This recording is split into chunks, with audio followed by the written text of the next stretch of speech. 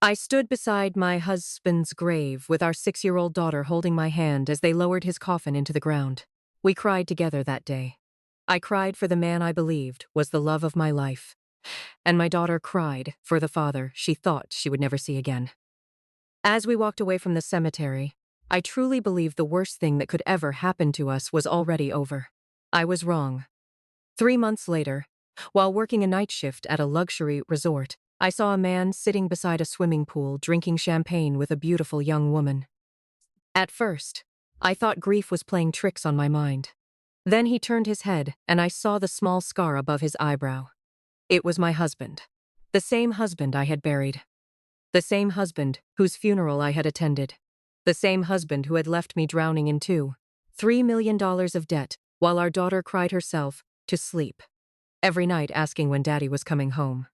He wasn't dead. He had never been dead. And what I discovered next would destroy everything I thought I knew about my marriage.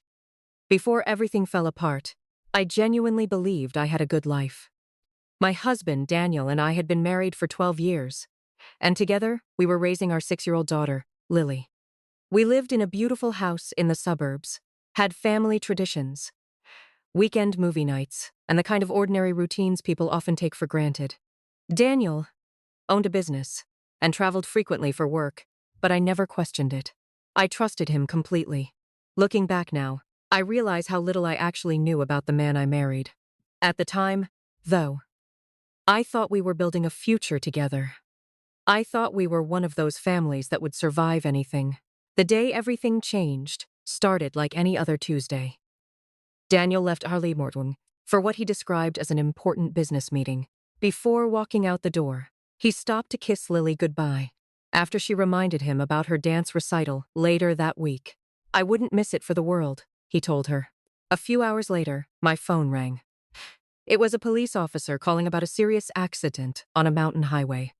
According to the report, Daniel's vehicle had gone off the road and caught fire. The driver had not survived.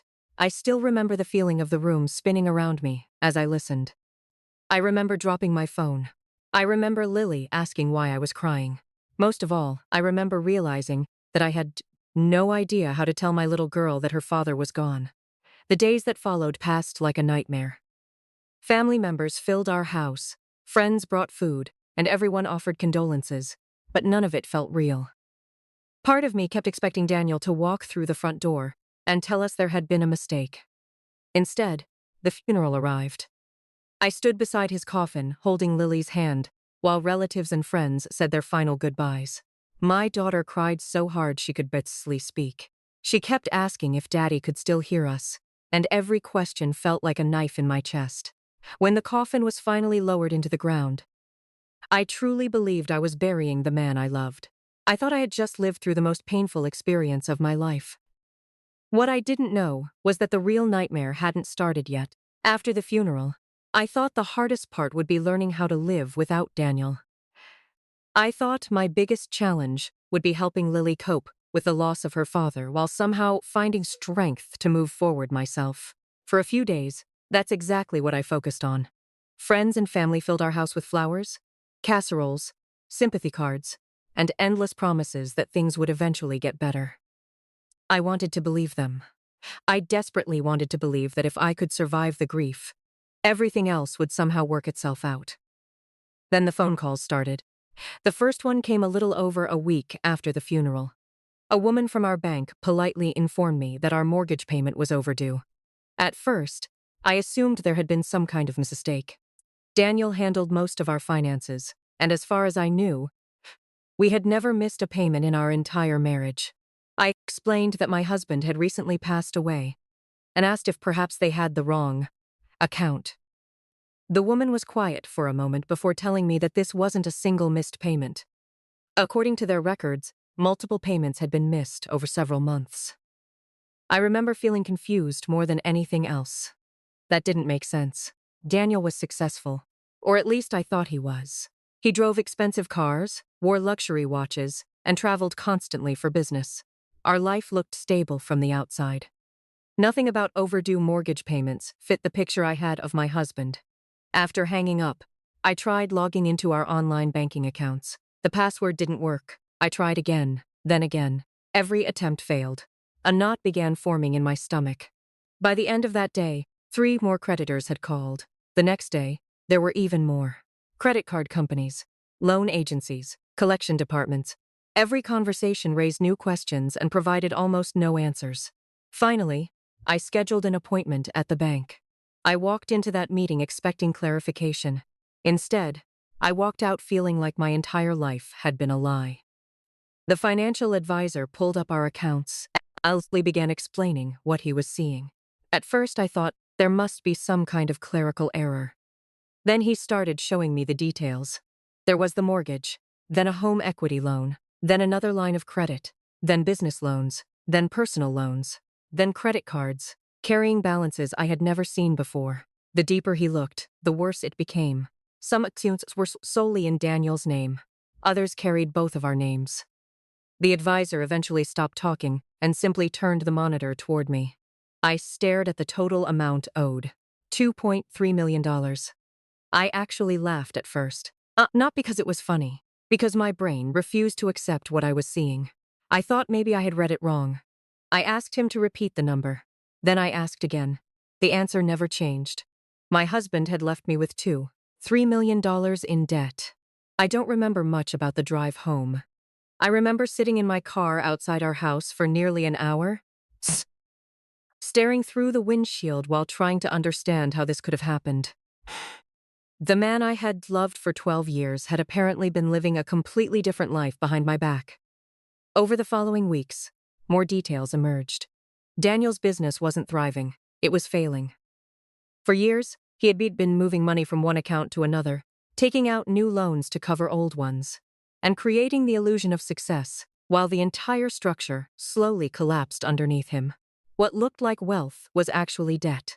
What looked like stability was actually desperation. The worst discovery came when I started reviewing legal documents with an attorney. Several loan agreements appeared to contain my signature. At first glance, they looked authentic, but I knew I had never signed them. I had never even seen some of those documents before. Whether Daniel forged my signature himself or convinced someone else to do it, I may never know. What I did know was that I had been dragged into a financial disaster I didn't create. Every day seemed to uncover another lie. Every answer led to another secret.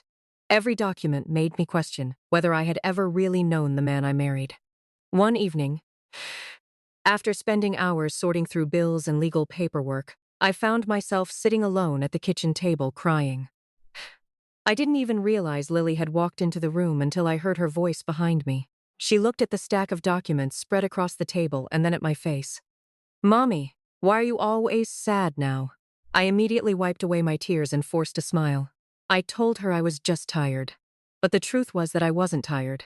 I was terrified. For the first time since Daniel's death, I realized that losing my husband might not be the worst thing that had happened to us. We were losing our future, and I had absolutely no idea how to stop it. The weeks that followed were some of the darkest of my life. Every morning I woke up hoping I would find a solution, and every night I went to bed realizing I was running out of options. I sold everything I could think of. First the jewelry, then the designer handbags, then furniture, electronics, and anything that wasn't absolutely necessary. At one point, I even sold my wedding ring. I remember standing in a pawn shop staring at the ring Daniel had placed on my finger 12 years earlier. I had promised myself I would never take it off, but promises don't pay mortgages. As I handed it to the man behind the counter, I felt like I was burying another piece of my life. No matter what I sold, it wasn't enough. The debt was simply too large. Every week brought another phone call, another demand for payment, another reminder that the life I thought I had built was collapsing around me. The creditors didn't care that I was a widow. They didn't care that I was raising a 6-year-old daughter by myself. To them, I was just another overdue account. Then the foreclosure notice arrived. I knew exactly what it was before I opened the envelope. My hands were shaking as I read the letter. The bank was taking our home. I sat alone in the kitchen staring at those words for nearly an hour. That house wasn't just a building. It was where Lily had taken her first steps. It was where we celebrated birthdays and Christmas mornings. It was where I thought we would watch our daughter grow up. Losing Daniel had broken my heart, Losing our home made me feel like I was losing the last piece of our family. The hardest part wasn't reading the foreclosure notice. The hardest part was telling Lily. She was sitting at the kitchen table drawing pictures when I finally gathered the courage to explain that we would have to move. At first, she thought it sounded exciting. Children often see moving as an adventure, a new room, a new neighborhood, a new beginning. Then she looked at me and asked a question I wasn't prepared to answer. Are we coming back? For a moment, I couldn't speak. I wanted to lie. I wanted to tell her everything would be okay, but I couldn't. The truth was written all over my face before I ever said a word. The smile slowly disappeared from hers. Never, she asked quietly. I nodded. The look on her face that day still haunts me. Over the next few weeks, I packed up our lives one box at a time. Every room carried memories. Every photograph I wrapped felt like another goodbye. I packed Lily's toys, family albums, Christmas decorations, and all the little things that once made our house feel like a home. The emptier the rooms became, the more I realized that the future I had imagined was gone. On our final day in the house, Lily stood in the doorway of her bedroom holding her favorite stuffed rabbit. She stared at the empty walls for a long time before finally whispering, "I don't want strangers living in Daddy's house." That single sentence nearly destroyed me. Because despite everything, she still loved him. She still missed him. She still believed her father had loved us too. A few days later, we moved into a tiny one-bedroom apartment across town. Lily got the bedroom. I slept on an old couch in the living room.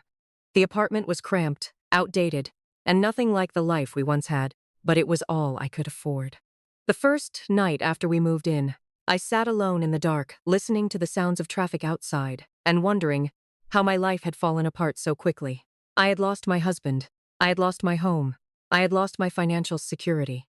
And as I stared at the ceiling that night, I honestly believed things couldn't get any worse. I was wrong. Because 3 months after I buried Daniel, I was about to discover that the man I thought was dead was very much alive. 3 months after losing our home, my life had settled into a miserable routine. Every day felt exactly the same.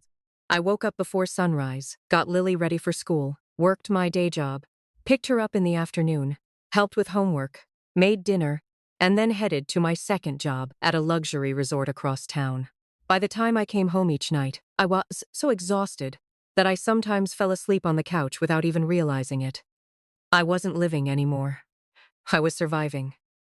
That Friday evening seemed no different from any other. The resort was crowded with wealthy guests enjoying the start of the weekend.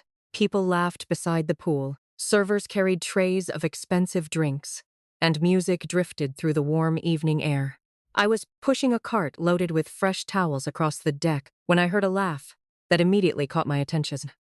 At first, I couldn't explain why. It was just a laugh among hundreds of voices. Yet something about it felt strangely familiar. I turned my head without thinking and scanned the crowd. Then I saw, for a moment, my brain refused to process what my eyes were seeing. A man sat beside the swimming pool wearing sunglasses and a white linen shirt, holding a glass of champagne while a young woman leaned against his shoulder. He looked relaxed, comfortable, completely free of worry. I stared at him, trying to convince myself as if I was mistaken. Then he turned slightly, and I saw the small scar above his left eyebrow. My entire body went cold. I knew that scar. Years earlier, Lily had crashed her bicycle into him while he was teaching her how to ride, leaving a mark neither of us thought would ever fade. I had seen that scar thousands of times during our marriage. There was no possibility of mistake. The man sitting beside that pool was Daniel. The husband I had buried 3 months earlier. The husband whose funeral I had attended. The husband whose grave still existed on the other side of town. I wanted to run toward him. I wanted to scream. I wanted answers. Instead, I stepped behind a row of decorative palm trees and watched. For nearly an hour, I watched Daniel laugh with the woman beside him. I watched them order drinks, take photos, hold hands, and kiss as if they were the happiest couple in the world. Every second felt like another knife twisting deeper into my chest. While Lily and I struggled to survive in a tiny apartment, Daniel appeared to be living the life he had always wanted. The worst part wasn't seeing him alive. The worst part was realizing that he looked happy. There was no sign of guilt, no sign of regret, no sign that he missed his daughter. The man we had spent months mourning looked happier than I had seen him in years. When they finally stood up and headed toward the hotel lobby, I followed at a distance. My hands were shaking so badly that I could barely hold my phone. I wasn't even sure what I was looking for anymore. Maybe proof, maybe confirmation that I wasn't losing my mind. Then fate gave me exactly that. As they checked into one of the resort's luxury suites, I caught a glimpse of the reservation screen behind the front desk. The name displayed on the booking was impossible to miss. Daniel Carter. Not a fake name, not an alias, his real name. In that moment, every remaining doubt disappeared. My husband was alive. The accident had been a lie. The funeral had been a lie. Everything I believed over the previous 3 months had been a lie. That night, after Lily fell asleep, I sat alone at my kitchen table, staring at the photographs I had secretly taken. I kept zooming in on his face, hoping somehow the truth would change. It never did. Daniel was alive, and somehow that realization hurt even more than believing he was dead. For several days after seeing Daniel at the resort, I told absolutely no one what had happened. Not because I wanted to protect him, but because I was afraid of how insane the truth sounded. If someone had told me they buried their husband and then spotted him alive beside a swimming pool 3 months later, I probably would have struggled to believe them too. A part of me still hoped there was some explanation I hadn't considered. Maybe I had made a mistake. Maybe grief was affecting my judgment. Maybe I had seen someone who simply looked like him. But every time I opened the photos on my phone, those doubts disappeared. The man in those pictures was Daniel. The scar above his eyebrow was Daniel's. The way he smiled was Daniel's. The way he leaned back in his chair while laughing was Daniel's. I had spent 12 years married to him. I knew exactly who I was looking at. Once I accepted that fact, I became obsessed with understanding how this had happened. Every free moment I had was spent digging through documents, reviewing old emails, examining financial records, and revisiting details surrounding the accident that supposedly killed him. Looking back, I realized there were questions I should have asked from the beginning, but grief has a way of shutting down the part of your brain that thinks logically. When someone tells you your husband is dead, you don't immediately start investigating. You cry, you mourn, you try to survive. That was exactly what I had done, and Daniel had counted on it. The more I looked into the situation, the more disturbing it became. His business had not simply been struggling. It had been collapsing. There were loans I didn't know existed, creditors demanding payment, legal threats, and financial obligations that seemed impossible to escape. Daniel wasn't a successful businessman who suddenly died in a tragic accident. He was a desperate man standing at the edge of financial ruin. For years, he had carefully maintained the appearance of success, while quietly sinking deeper and deeper into debt. Expensive cars, luxury dinners, business trips, designer watches. None of it had been real. It was all part of an illusion. Then I discovered something that made my stomach turn. Just weeks before the accident, Daniel had significantly increased his life insurance policy. Not by a few $1,000s, by millions. At first, I stared at the paperwork in disbelief. I tried to convince myself it was a coincidence. Maybe he was being responsible. Maybe he wanted to make sure Lily and I would be protected if something happened to him. But the timing was impossible to ignore. A man drowning in debt suddenly increases his life insurance coverage. A few weeks later, he conveniently dies. Then 3 months after that, he's sitting beside a swimming pool, drinking champagne with another woman. The pieces were beginning to fit together, and I hated the picture they were creating. Every new discovery pointed toward the same conclusion. Daniel hadn't become the victim of a tragedy. He had engineered an escape. He found a way to disappear before his financial world collapsed, and he left me behind to absorb the impact. The debt stayed. The lawsuit stayed. The consequences stayed. I stayed. Meanwhile, he simply walked away and started over somewhere else. Once I understood that, something inside me broke in a way I hadn't experienced even at his funeral. Losing a husband is painful. Discovering that your husband intentionally abandoned you and your child is a completely different kind of wound. What hurt most wasn't the money. It wasn't the house. It wasn't even the lies. It was realizing that Daniel had known exactly what would happen after he disappeared. He knew creditors would come after me. He knew Lily and I would struggle financially. He knew there was a real possibility we would lose our home. He understood every consequence because he had spent years creating them. Yet he left anyway. He chose his freedom over his family. He chose his comfort over his daughter's future. He chose himself over the people who loved him most. One night, after Lily had fallen asleep, I sat alone at my kitchen table, looking through the photos I had taken at the resort. Daniel looked happy in every single one of them. Relaxed, comfortable, completely free of guilt. The woman beside him looked at him the way I once had. She had no idea who he really was. She had no idea she was sitting next to a man who had faked his own death and abandoned his family. As I stared at those photographs, I felt something changing inside me. For months, I had been overwhelmed by grief. Then I had been consumed by fear. But now those emotions were slowly being replaced by something else. Anger. Not the kind of anger that makes you scream. Not the kind that burns hot and disappears quickly. This was colder than that. Quieter, more dangerous.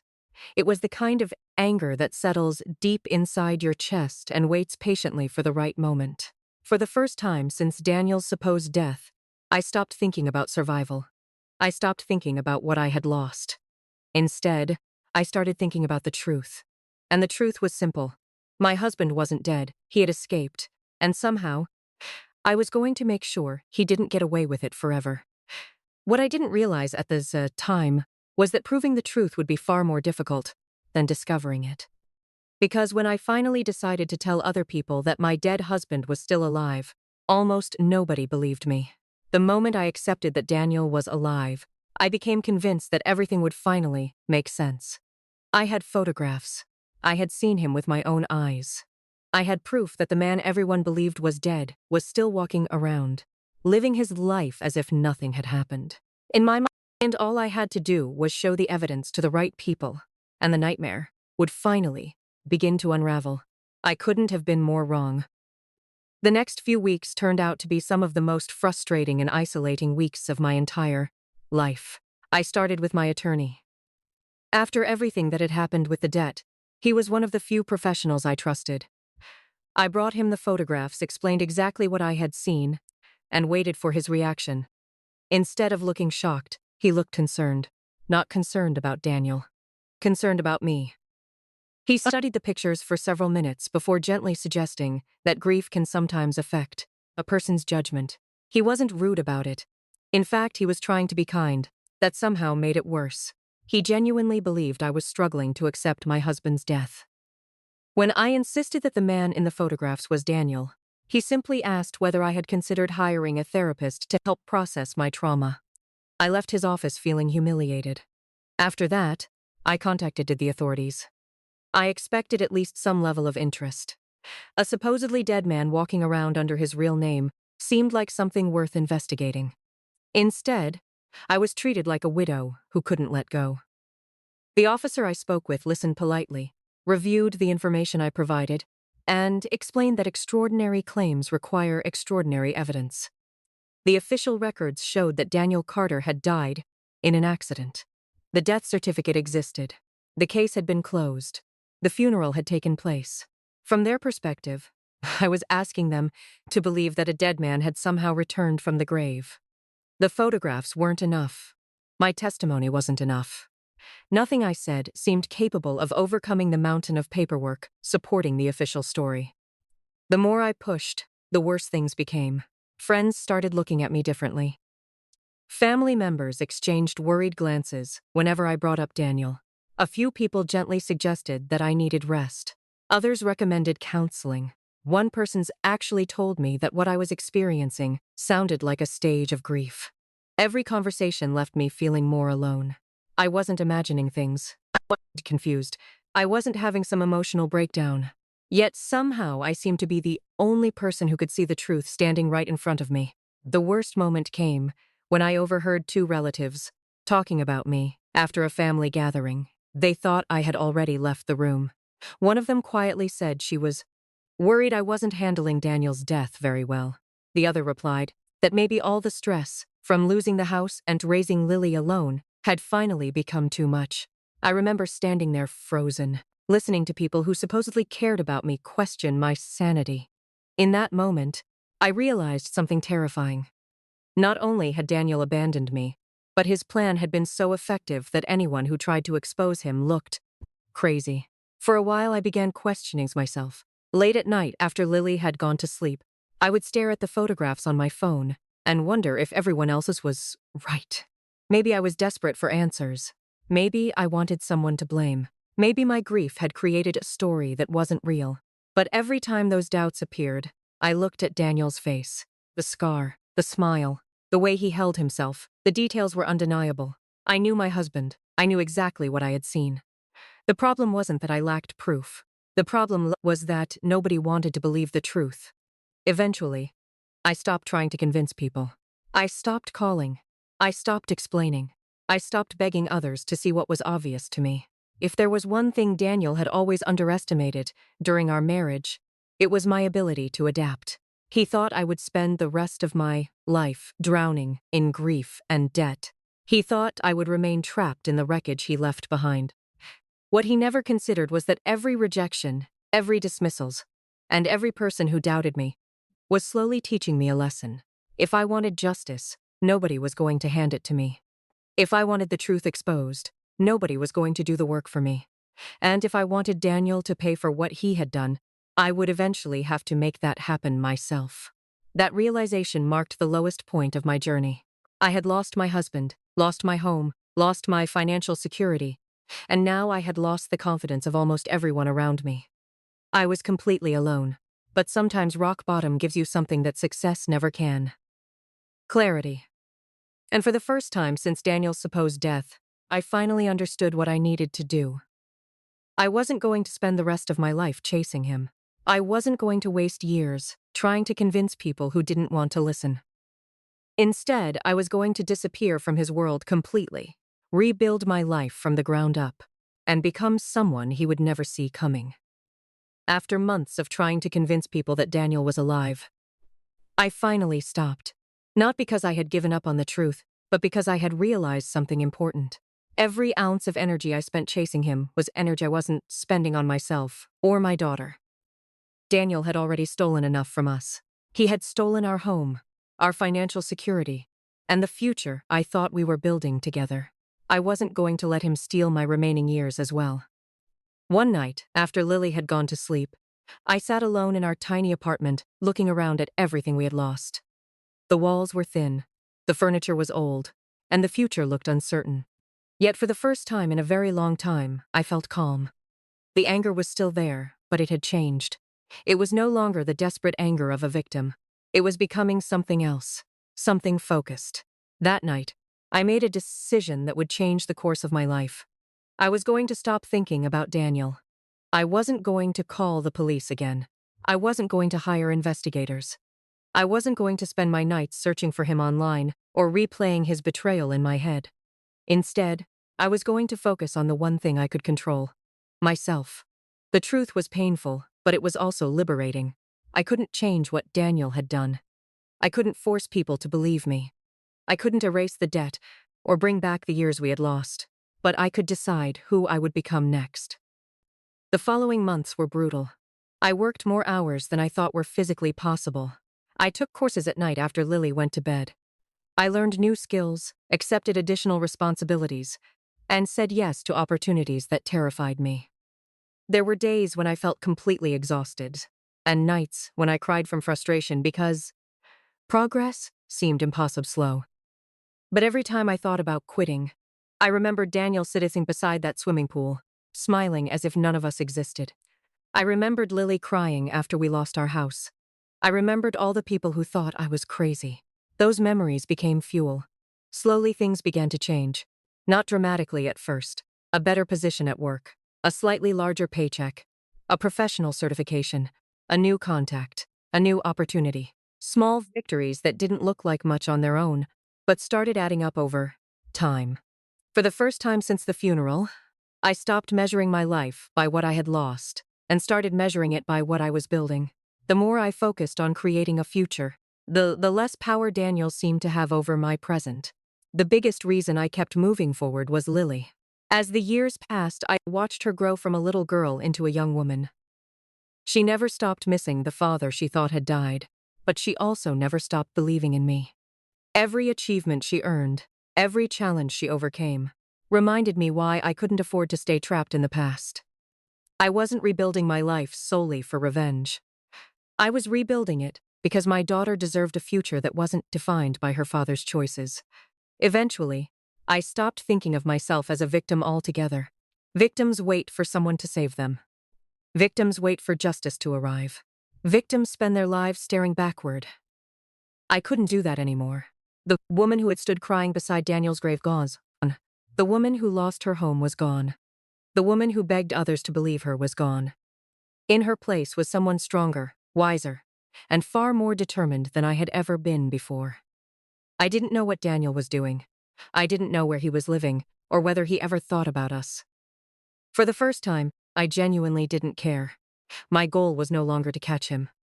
My goal was to build a life so strong that his betrayal would no longer define me.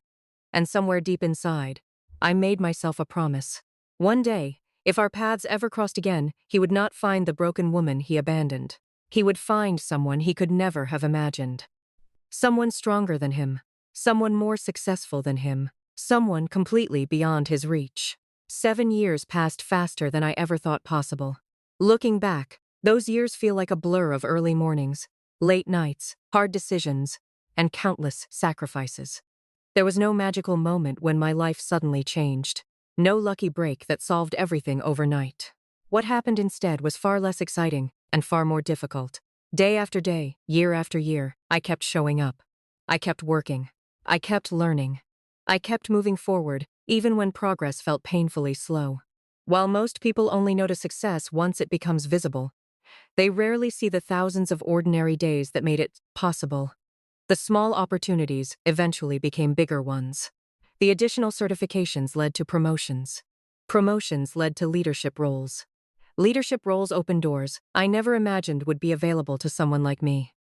Along the way, I took risks that would have terrified the version of myself who once sat crying over foreclosure notices.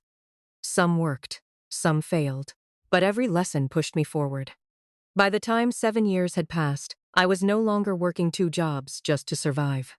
I was helping run a growing company and had built a reputation that people respected. For the first time in my adult life, financial security wasn't a dream. It was reality. The biggest victory had nothing to do with money. It was Lily. The little girl who once cried when we lost our home had grown into an intelligent, confident young woman. She excelled in school, made wonderful friends, and carried herself with a maturity that constantly amazed me. There were still difficult moments. There were still questions about her father that neither of us could fully answer. But despite everything Daniel had done, he had failed to destroy the most important thing in my life. Lily had grown up surrounded by love instead of bitterness. That was something I considered a victory every single day. By then, we were living in a beautiful home that I had purchased with my own money, not inherited, not shared, not financed through someone else's decisions, mine. Sometimes I would sit on the back patio in the evening and think about the woman who once slept on a worn-out couch in a tiny apartment. She felt like a different person. The fear that once controlled every part of my life had disappeared. For the first time in years, I genuinely believed the worst was behind us. Then one ordinary afternoon changed everything. I was reviewing documents during a meeting when a familiar name appeared on a report. At first, I thought it had to be a coincidence. Daniel Carter wasn't exactly a rare name, but something about it caught my attention. After the meeting ended, curiosity got the better of me. I started searching. One search led to another, then another. Within an hour, I found exactly what I wasn't looking for. Daniel, alive, still using his real name, still living a comfortable life. The moment I saw his photograph, it felt as though 7 years disappeared in an instant. All the memories came rushing back. The funeral, the debt, the foreclosure, the tiny apartment, the nights Lily cried herself to sleep, everything. What shocked me most wasn't that he was alive. I had known that for years. What shocked me was how well he seemed to be doing. The man who had abandoned his family appeared to be thriving. There were photos of luxury vacations, expensive events, business gatherings, and a lifestyle that looked remarkably similar to the one he had always pretended to have. While Lily and I had spent years rebuilding our lives from nothing, Daniel appeared to have escaped every consequence of his actions. That realization stirred emotions I thought I had already buried. For years, I had focused entirely on building a future. I had convinced myself that success was enough, that moving on was enough, that time had healed the damage he caused. But as I stared at those photographs, I realized something uncomfortable. I had rebuilt my life, but Daniel had never been held accountable for destroying it. For the first time in years, I found myself thinking about him again, not as the man I once loved, not even as the man who betrayed me. I thought about him as a debt that had never been collected, a chapter that had never truly ended. A person who had spent 7 years enjoying the freedom he purchased with my suffering. That night, I sat alone in my office long after everyone else had gone home. I looked out at the city skyline and thought about everything that had happened since the day I buried him. 7 years earlier, I would have given anything simply to survive. Now, I had something far more powerful than survival. I had resources, I had influence, I had experience. Most importantly, I no longer had anything to fear from him, and for the first time, since seeing him at that swimming pool all those years ago, a thought entered my mind that refused to leave. Maybe it was finally time to stop rebuilding. Maybe it was time to settle the score. After finding Daniel again, I told myself I should let it go. For 7 years, I had focused on rebuilding my life instead of chasing the man who destroyed it. I had built a successful career, created a stable home for Lily, and proven to myself that I didn't need him to survive. By every reasonable standard, I had already won. Yet the more I tried to ignore what I had discovered, the more impossible it became. It wasn't simply the fact that Daniel was alive. It was the life he was living. Over the following weeks, I quietly gathered information. I wasn't obsessed. I wasn't stalking him. I simply wanted to understand what had happened after he disappeared. The more I learned, the angrier I became. Daniel wasn't hiding in some remote town under a fake identity. He wasn't struggling to survive. He wasn't living with regret. In many ways, he seemed to be living the exact life he had always wanted.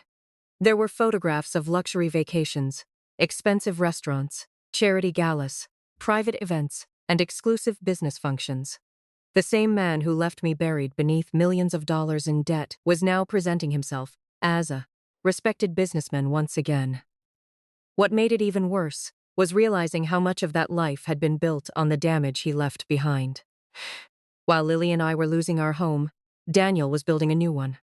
While I was selling my wedding ring to buy groceries, he was spending money on vacations.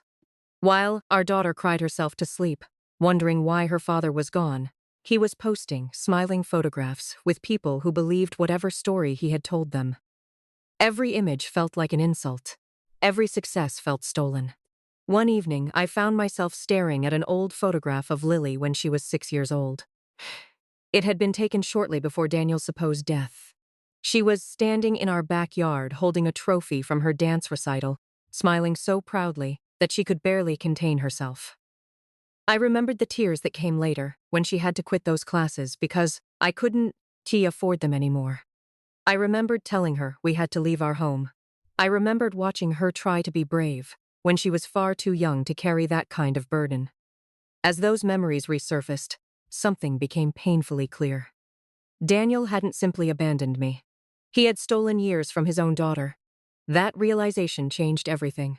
Up until then, I had viewed my success as the end of the story. I believed the best revenge was building a better life. And to some extent, that was true. But now I understood something else. Moving on and holding someone accountable are not the same thing. Daniel had escaped the consequences of choices. He had walked away from the wreckage and left other people to clean it up. The fact that I survived didn't erase what he had done. For the first time in 7 years, I stopped asking myself whether I should get involved. Instead, I started asking a different question. Why should he be the only person allowed to start over? Why should he be the only one who gets to rewrite the story? Everyone in his world believed he was a successful businessman. They didn't know about the debt. They didn't know about the fake death. They didn't know about the daughter he abandoned. They only knew the version of Daniel he wanted them to see. The more I thought about it, the more I realized that Daniel's entire new life depended on a single thing remaining hidden: the truth. His reputation, his relationships, his business opportunities. and his carefully crafted image all rested on the assumption that nobody would ever connect him to the man who disappeared 7 years earlier. For the first time, I began to understand where his real vulnerability existed. It wasn't his money. It wasn't his house. It wasn't even his business. It was his image. Daniel had always cared deeply about what other people thought of him. Even during our marriage, appearances mattered more to him than reality. He wanted admiration. He wanted status. He wanted people to believe he was successful, intelligent, and worthy of respect. The entire fake death scheme had been designed to preserve that image while escaping the consequences of failure. Once I understood that, I realized something important. I didn't need to destroy his life. I only needed to reveal it. That night, I sat alone in my office long after everyone else had gone home. The city lights stretched across the skyline outside my window as I thought about everything that had happened since the day I buried him. 7 years earlier, I had been powerless. 7 years earlier, nobody believed me. 7 years earlier, Daniel held all the advantages. But those years had changed both of us. He believed the past was buried. He believed he had escaped. He believed the woman he abandoned was gone forever. He was about to discover how wrong he was. Because for the first time since finding him alive, I wasn't thinking about survival anymore. I was thinking about strategy. One of the most important lessons I learned during those 7 years was that emotions make people reckless. Back when I first discovered Daniel was alive, I wanted to confront him immediately. I wanted answers. I wanted justice. I wanted him to feel the same pain he had caused us. If I had acted on those emotions, I probably would have failed. Daniel would have denied everything, disappeared again, and convinced everyone that I was a bitter ex-wife obsessed with the past. Fortunately, I wasn't that woman anymore. 7 years had taught me patience. And patience gave me something far more valuable than anger ever could: perspective. I spent several months quietly learning everything I could about Daniel's new life. I wanted to understand who he had become, who surrounded him, and what he valued most. The more information I gathered, the more obvious the pattern became. Daniel had rebuilt himself the same way he had built his first life, through appearances. He surrounded himself with successful people, attended high-profile events, cultivated influential relationships, and carefully protected his public image. On the surface, everything looked impressive. But underneath, I recognized something familiar. His entire world depended on people believing a story that wasn't true. What surprised me most was how many people genuinely trusted him. Business partners spoke highly of him. Investors viewed him as reliable. Friends described him as generous and charismatic. Some even referred to him as an example of perseverance and success. Listening to those descriptions felt surreal. They were describing a man who abandoned his wife and daughter, faked his death, and left millions of dollars in debt behind. Yet none of them knew that version of Daniel existed. They only knew the version he wanted them to see. That realization shaped my strategy. I wasn't interested in revenge through humiliation or public drama. I wasn't going to create scenes or make accusations that could be dismissed as bitterness. Instead, I decided to do something much simpler. I would let the truth speak for itself, one person at a time. I began with people closest to him: former associates, business contacts, mutual acquaintances, and individuals who had enough influence to matter. I never exaggerated. I never lied. In fact, I was careful to do the opposite. Whenever I spoke to someone, I brought documentation, financial records, public filings, legal documents, photographs, evidence. I wasn't asking anyone to trust my opinion. I was asking them to look at facts. Some conversations lasted only a few minutes. Others lasted hours. A few people refused to believe me at first. Most were simply shocked. The reactions were almost always the same. First came disbelief, then confusion, then silence. People would study the information in front of them, compare dates, ask questions, and slowly begin realizing that the story they had been told for years didn't make sense. I watched expressions change as the truth settled in. The man they admired wasn't who they thought he was. The businessman they respected had built his reputation on a foundation of deception. What fascinated me most was that I never needed to convince anyone. Once people saw enough evidence, they reached their own conclusions. That's the power of truth. Lies require constant protection. Truth does not. All I had to do was place the pieces in front of people and allow them to assemble the puzzle themselves. The more people who learned what Daniel had done, the harder it became for him to maintain control of the narrative. As the months passed, I noticed subtle shifts. Invitations became less frequent. Certain partnerships seemed to cool. People who once praised him publicly became noticeably quieter. No dramatic collapse happened overnight. There was no single moment when everything fell apart. Instead, tiny cracks began appearing throughout the life Daniel had spent years constructing. Most importantly, he didn't understand why it was happening. He could feel things changing, but he couldn't identify the source. That was intentional. I wasn't interested in announcing myself. I wanted him confused. I wanted him uncertain. I wanted him to experience the same helplessness I had felt all those years earlier, when my life collapsed and I couldn't understand why. The difference was that my suffering had been undeserved. His wasn't. One evening, after reviewing another set of documents related to his business dealings, I realized something that made me smile for the first time in a very long while. Daniel still believed he was in control. He still believed the past was buried. He still believed the people around him trusted him. Meanwhile, the foundation beneath his feet was slowly eroding, and he had absolutely no idea who was responsible. For 7 years, Daniel had enjoyed the comfort of thinking he got away with everything. For 7 years, he believed the woman he abandoned had been left behind in the wreckage. What he didn't realize was that every step he took toward rebuilding his life had created more to lose. And for the first time since burying him, I could finally see the future unfolding exactly the way I wanted. The fall had already begun. He just didn't know it yet. By the time the cracks started appearing in Daniel's life, he still hadn't figured out what was happening. That was the remarkable thing about people who spend years living behind a carefully constructed image. They become so focused on protecting the illusion that they fail to notice reality changing around them.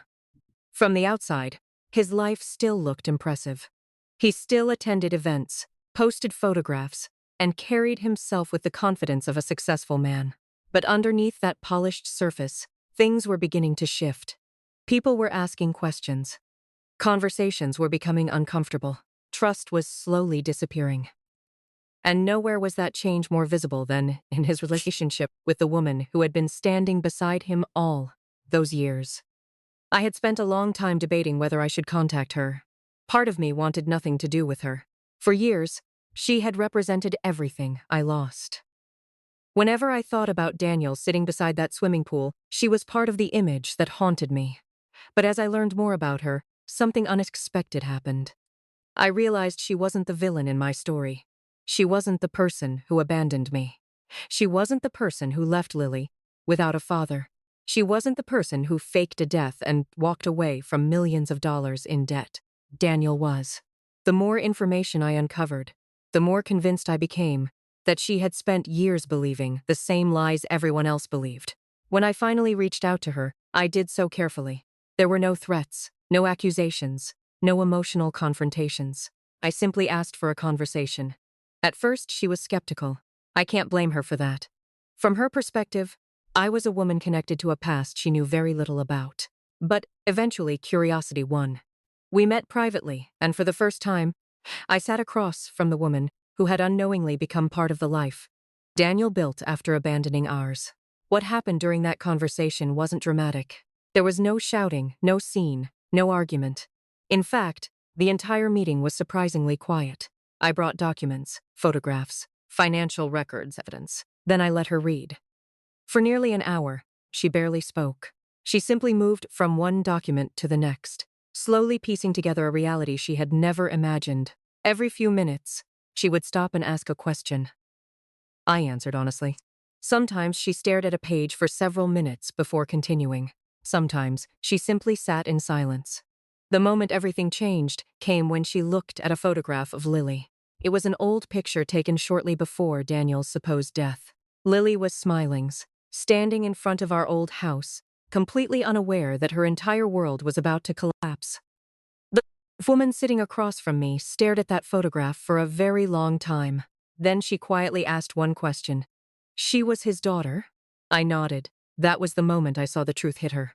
not because she finally believed me. Because she finally understood him. Until then, Daniel had been a successful businessman with a complicated past. But abandoning a wife was one thing. Abandoning a child was something entirely different. I watched the admiration disappear from her face. I watched the image she had built of him crumble in real time. Suddenly, all the stories he had told her no longer made sense. Every inconsistency became suspicious. Every explanation became questionable. Every memory had to be reconsidered. We talked for several more hours. By the time we left, she wasn't angry at me. If anything, she looked heartbroken. The realization that the person you love isn't who you thought they were carries its own kind of pain. I understood that better than most people ever could. A few weeks later, I heard through mutual contacts that she had moved out. Not long after that, their relationship officially ended. There were no public announcements, no dramatic social media posts, no spectacular confrontation. She simply left, quietly, completely. The woman Daniel had spent years building a life with walked, carrying a truth she could no longer ignore. For the first time since I had found him alive, Daniel experienced a real consequence. Not financial, not professional, personal. The person who shared his home, trusted his stories, and believed in the version of himself he carefully presented, had chosen to leave. And unlike everything else he had manipulated throughout his life, this wasn't a problem he could solve with charm or deception. When I learned they had separated, I didn't celebrate. I didn't feel triumph. What I felt was something much simpler, validation. For years, Daniel had escaped accountability by controlling the story people heard about him. Now, for the first time, someone close enough to see the real man behind the image had made a decision based on the truth. And that was only the beginning. Because losing the woman he loved would hurt. But losing the world he had spent years building around himself would hurt far more. The end of Daniel's relationship marked the first real crack in the life he had spent years building. But it was far from the last. In fact, losing her turned out to be only the beginning. For years, Daniel had relied on one advantage above all others: trust. People trusted him because they believed the story he told them. Investors trusted him because they believed he was successful. Business partners trusted him because they believed he was reliable. Friends trusted him because they believed he was honest. The moment that trust started disappearing, everything else began unraveling with it. The first signs were subtle: a business meeting that was suddenly postponed, a partnership that stopped moving forward, an investor who became difficult to reach. None of these events seemed significant on their own. People lose deals all the time.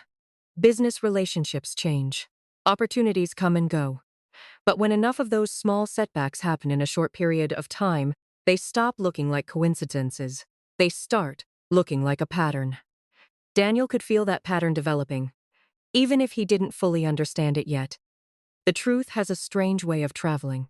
It rarely explodes all at once. Instead, it moves quietly from one conversation to another. One person learns something and shares it with someone else. That person mentions it to a colleague. The colleague asks questions. Before long, people start comparing notes. Nobody wants to be associated with a potential scandal, especially in business. Even a rumor can make people nervous. And when that rumor is supported by facts, nervousness quickly becomes distance. Over the following months, I watched from afar as Daniel's professional circle began shrinking. People who once seemed eager to work with him suddenly became cautious. Invitations became less frequent. Meetings became harder to schedule. The confidence he had enjoyed for years was slowly being replaced by uncertainty. No one publicly accused him of anything. No one launched a campaign against him. They simply stopped extending the same trust they once had. And for a man like Daniel, that was devastating. What fascinated me most was that he still didn't know where the damage was coming from. He knew something was wrong. He could see opportunities disappearing. He could feel people becoming distant. But he couldn't identify the source. For years, he had been the one controlling information. He had always been the one shaping the narrative. Now, the narrative was moving beyond his control, and he wasn't prepared for it. The more he tried to repair his image, the more desperate he appeared. The more desperate he appeared, the more people questioned why. Eventually, the financial consequences started appearing. Projects stalled. Revenue declined. Investors, who once seemed enthusiastic, chose to place their money elsewhere. A few key partnerships quietly dissolved altogether. None of it was catastrophic by itself. But together, they created a steady downward pressure that became impossible to ignore. The empire Daniel had spent years rebuilding wasn't collapsing overnight. It was something much worse. It was slowly sinking while he watched helplessly from the deck. For the first time in his life, Daniel was experiencing the same feeling had experienced years earlier when the creditors started calling. Uncertainty, fear, the realization that events had moved beyond his control. The difference was that my suffering came from his choices. His suffering came from the truth. I occasionally heard updates through professional contacts. Someone would mention that Daniel seemed stressed. Another person would comment that he looked exhausted.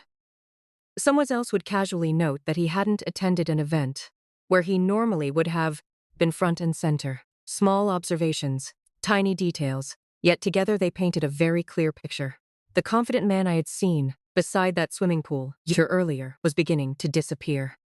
One evening, I received a message from someone who had worked closely with Daniel for years. We met for coffee, and after a long conversations, he leaned back in his chair and said something I'll never forget. "I don't think I've ever seen a man lose control of his own story this fast." That sentence stayed with me. Because that's exactly what was happening. For years, Daniel had carefully crafted a version of himself that people admired. He controlled what they knew. He controlled what they believed. He controlled how they saw him. Now, for the first time, reality was replacing the fiction. And unlike a financial problem or a business challenge, there was no easy solution for that. Money can solve many problems. Connections can solve many others. But once people stop believing who you claim to be, rebuilding trust becomes almost impossible. By the end of that year, Daniel had already lost the woman he loved. He had lost important business relationships. He had lost opportunities. Most importantly, he had lost certainty. For the first time since he faked his death, he was no longer moving through life with confidence. He was looking over his shoulder.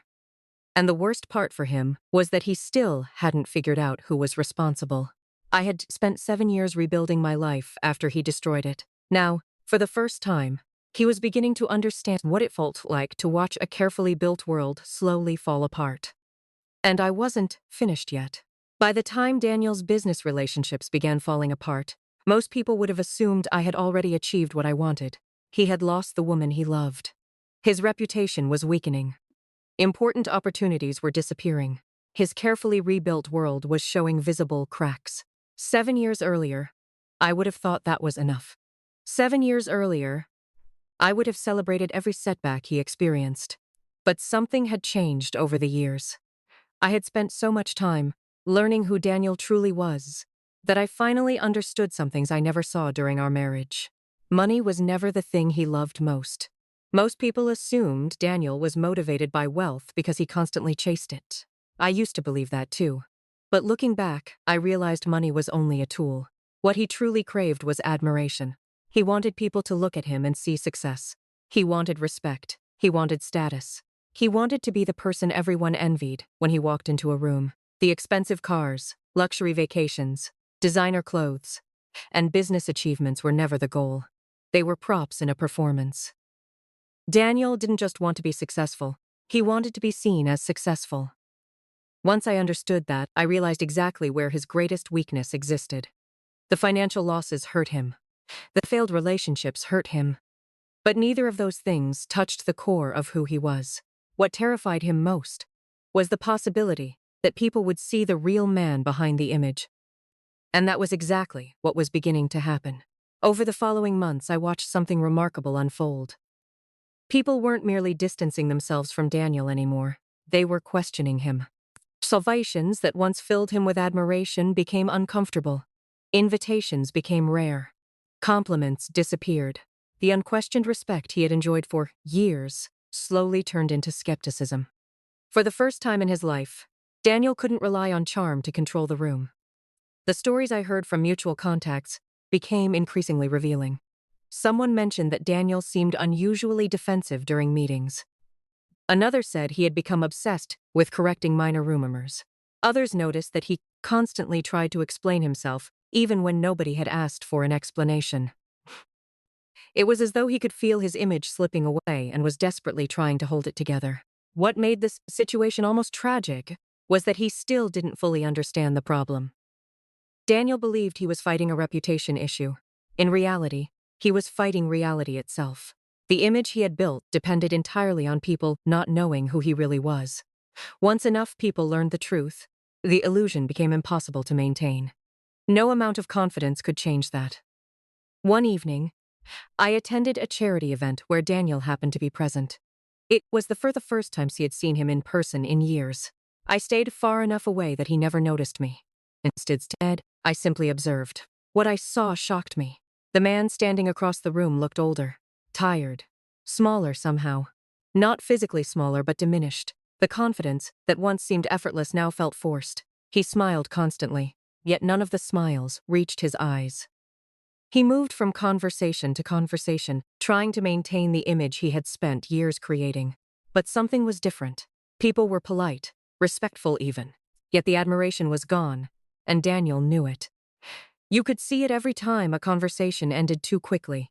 You could see it every time someone excused themselves. You could see it every time he looked around the room searching for the attention that no longer came naturally. For the first time, I understood what true consequences looked like. Losing money is painful. Losing relationships is painful. But losing the identity you've built your entire life around is devastating. Daniel had spent years convincing the world he was a winner, a self-made success story, a respected businessman, a man worthy of admiration. Now that image was dying piece by piece, and there was nothing he could do to save it. The truth had become larger than the performance. As I watched him from across the room that night, I felt something I never expected. Not satisfaction, not hatred, not even revenge. I felt distance. The man who once controlled my life no longer had any power over me. I didn't need his apology. I didn't need his approval. I didn't need him to suffer for my happiness to exist. Yet I also understood that this part of the story had to happen. Not because I needed revenge, but because actions have consequences, and Daniel had spent far too many years avoiding his. When I left the event that evening, I realized something important. The fall wasn't coming anymore. The fall had already happened. Daniel just hadn't fully accepted it yet. And soon, for the first time in years, he was finally going to come looking for me. I knew this day would come eventually. People like Daniel can ignore a lot of things, but they can't ignore a collapsing life forever. For months, he had watched relationships disappear, business opportunities dry up, and the reputation he spent years building slowly crumble around him. At first, he probably blamed bad luck. Then he probably blamed competitors, former partners, or anyone else he could point a finger at. But eventually, he was forced to ask the question he had been avoiding. Who knew the truth? And once he started asking that question, the answer was always going to lead back to me. The call came on an ordinary Tuesday morning. My assistant informed me that a man named Daniel Carter was in the lobbies asking to see me. For a few seconds, I simply stared at her. 7 years earlier, hearing his name would have broken me. 7 years earlier, I would have been overwhelmed by anger, grief, or fear. Instead, I felt absolutely calm. I thanked her, closed the report I was working on, and told her to send him in. When the door opened, I barely recognized him. It wasn't because he looked older. We both looked older. It was because he looked defeated. The man I married had always walked into a room like he owned it. Confidence seemed to follow him everywhere. The man standing in my office looked uncertain, tired, smaller somehow. His eyes immediately scanned the room, taking in the floor-to-ceiling windows, the city skyline behind me, the executive office, and everything I had built without him. I watched the realization spread across his face. This wasn't luck. This wasn't survival. This wasn't a temporary recovery. I had succeeded. The woman he abandoned with $3 million of debt had somehow built a life larger than the one he had tried to build for himself. For a long moment, neither of us spoke. The silence was almost uncomfortable. Then he finally sat down and said the last thing I expected to hear. I didn't know. Not, I'm sorry. Not, how are you? Not even, how is Lily? His first reaction wasn't guilt. It was disbelief. The conversation that followed felt surreal. Daniel asked questions, but not the questions a father or former husband should ask. He wanted to know how I found him. He wanted to know how much I knew. He wanted to know who I had spoken to. Piece by piece, he was trying to understand how his carefully constructed world had started falling apart. I answered almost none of his questions. Instead, I asked one of my own. Did you ever think about a sus? The room immediately fell silent. He looked away. For several seconds, he said nothing at all, and that silence told me everything I needed to know. Eventually, he started talking about mistakes, pressure, fear, and bad decisions. He described the debt, the failing business, the panic, the desperation. He wanted me to understand why he ran. Maybe he even wanted me to sympathize with him. But all I could think about was Lily. I thought about the night she cried, because we lost our home. I thought about the years she spent believing her father was dead. I thought about all the birthdays, graduations, and milestones he willingly missed. Whatever fear Daniel experienced 7 years earlier, he had chosen to place that burden on his wife and daughter, instead of carrying it himself. By the end of the meeting, I realized something important. Daniel wasn't there because he wanted forgiveness. He wasn't there because he suddenly cared about what happened to us. He was there because his world was collapsing, and he wanted relief. He believed I might be the one person capable of stopping the damage. The irony was almost unbelievable. The same woman he abandoned. The same woman he left buried beneath debt. The same woman everyone once thought was powerless had become the person holding all the cards. As he stood to leave, he hesitated near the door and quietly asked if we could talk again. I looked at him for a long moment before answering. That depends. He asked on what? I thought about everything that had happened since the day I buried him, then gave him the only answer that mattered. On whether you're finally ready to face the consequences of what you did. As the door closed behind him, I felt something I hadn't felt in years. Not satisfaction, not revenge, closure. Because for the first time since Daniel disappeared, he was the one asking for another chance. And the worst consequence of all was still waiting for him. For a long time, I believed the worst thing that could happen to Daniel was losing his money, his business, or his reputation. After all, those were the things he had spent most of his life chasing. I watched him lose relationships, opportunities, and the image he worked so hard to create, and I assumed that would be enough. But after our meeting, I began to realize something. None of those losses truly compared to what was coming next. Money can be earned again. Businesses can be rebuilt. Reputations can sometimes recover. But there are certain things in life that, once lost, can never be restored. Daniel was about to discover that for himself. A few weeks after our meeting, he reached out again. This time, he wasn't asking about his business or the people who had turned against him. He wasn't asking how much I knew or who I had spoken to. For the first time in years, he asked about Lily. At first, I wasn't sure how to respond. Part of me wanted to ignore him completely. Another part of me believed he had no right to ask about the daughter he abandoned. But eventually, I agreed to let him see her. Not because I thought he deserved it. Not because I wanted reconciliation. I agreed, because the decision no longer belonged to me. Lily was no longer the little girl who cried herself to sleep, asking when her father would come home. She was a young woman now, old enough to make her own choices and strong enough to speak for herself. The meeting took place several days later. I wasn't present for most of it. That conversation belonged to them, not me. Still, I remember watching from a distance as Daniel waited nervously before she arrived. For perhaps the first time in his life, he looked genuinely afraid. Not afraid of losing money. Not afraid of public embarrassment. Afraid of hearing the truth. When Lily finally walked into the room, he immediately stood up. I could see the emotion on his face. 7 years of absence suddenly standing in front of him.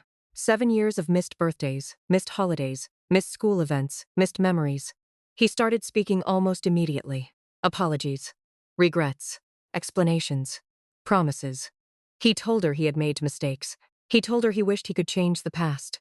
He told her he wanted another chance. He spoke for several minutes, desperately trying to build a bridge across 7 years of abandonment. Then Lily responded.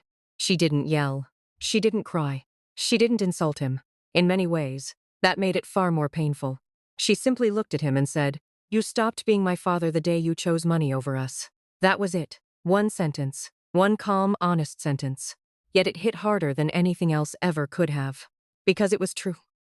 There was no argument to make, no excuse to hide behind, no explanation capable of changing what happened.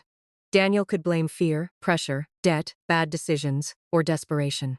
None of it changed the reality that when he faced a choice between protecting himself and protecting his family, he chose himself.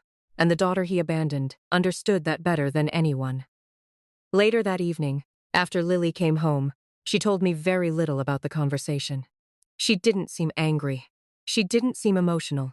If anything, she seemed relieved. For years she had carried questions about the father she thought was dead. Now she finally had answers. Not answers she leaked, but answers nonetheless. The mystery was gone. The illusion was gone. The hope that he might somehow become the father she remembered was gone. In its place was clarity. As for Daniel, I heard through mutual contacts that he was never quite the same after that day. Losing his reputation hurt. Losing his business hurt. Losing the woman he loved hurt. But nothing compared to hearing his own daughter reject the role he wanted back. Because for the first time, he was facing something he couldn't negotiate, manipulate, charm, or rebuild. Children grow up, time passes, opportunities disappear, and some doors close forever. That was the moment I finally understood what true consequences look like. They aren't always financial. They aren't always public. Sometimes, the deepest punishment comes from realizing that the people you abandoned learned how to live without you. Daniel spent years believing he could leave, and someday return when it was convenient. He believed that enough apologies might repair the damage. He believed there would always be another chance. He was wrong, and as painful as losing everything else had been, nothing would ever hurt him more than realizing his daughter no longer needed him at all. People often imagine revenge as a dramatic moment. They imagine shouting, public humiliation, or some perfectly timed act of justice that changes everything in an instant. Years ago, I probably imagined the same thing. Back when I was sleeping on a worn-out couch, in a tiny apartment, drowning in debt, and trying to explain to my daughter why her father would never come home. I thought revenge would feel satisfying. I thought there would be a moment when all the pain suddenly became worth it. What I eventually learned is that real life doesn't work that way. There was no single moment when Daniel lost everything. It happened slowly, piece by piece. First, he lost the woman he thought would spend her life beside him. Then he lost the trust of the people who helped build his second chance.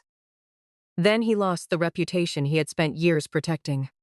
Eventually, he lost the future he thought he was creating. By the time it was over, the successful, admired man he had worked so hard to become existed only in his own memories. The strange thing is that none of those losses were actually the most painful part. Money comes and goes. Businesses fail and are rebuilt. Public opinion changes.